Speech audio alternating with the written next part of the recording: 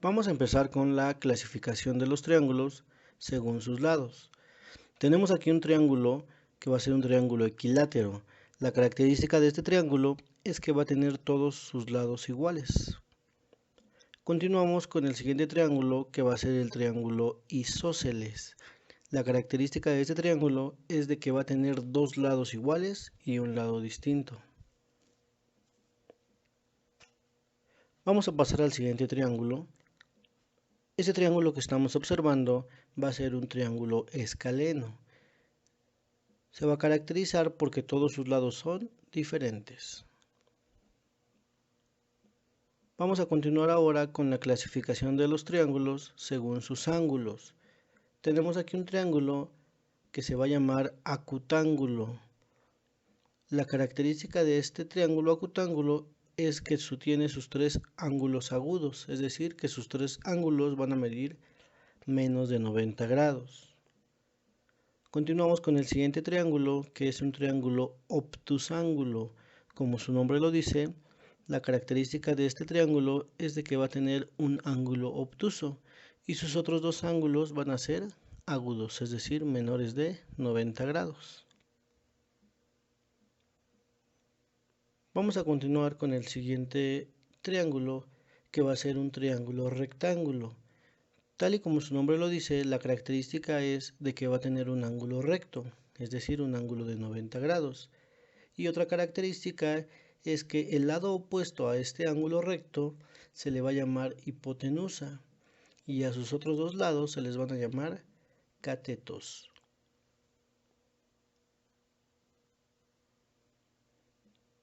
Vamos a ver las propiedades de los triángulos, al menos las más importantes.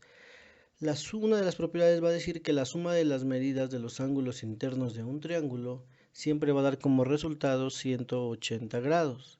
Tenemos aquí un triángulo que tiene un ángulo de 85 grados, un segundo ángulo que es de 60 grados y finalmente tenemos un tercer ángulo que mide 35 grados. Entonces la suma de estos tres ángulos, es decir, 85 grados más 60 grados más 35 grados, nos va a dar como resultado siempre 180 grados. La siguiente propiedad de los triángulos nos va a decir que todo triángulo que tiene dos ángulos iguales va a ser un triángulo isósceles. Aquí tenemos un triángulo que va a tener dos ángulos exactamente iguales. En este caso miden 75 grados cada ángulo. Entonces este triángulo va a ser isósceles. La siguiente propiedad nos dice que en todo triángulo equilátero los tres ángulos van a ser iguales y cada uno va a valer 60 grados, es decir, 180 entre 3. 180 porque es la suma de los tres ángulos internos y se va a dividir entre tres ángulos que son iguales. En este caso son 60 grados. La siguiente propiedad nos dice que la suma de los ángulos agudos en un triángulo rectángulo es igual a 90 grados. Aquí tenemos su ángulo recto y tenemos estos dos ángulos agudos. En este caso un ángulo mide 50 grados y el otro ángulo mide 40 grados. Entonces, si sumamos estos dos ángulos agudos, nos deben de dar 90 grados. 50 grados más 40 grados efectivamente nos da como resultado 90 grados.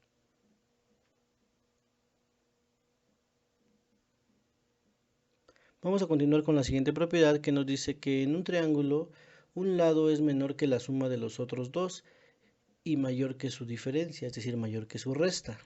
Vamos a ver si se cumple la primera parte de esta propiedad.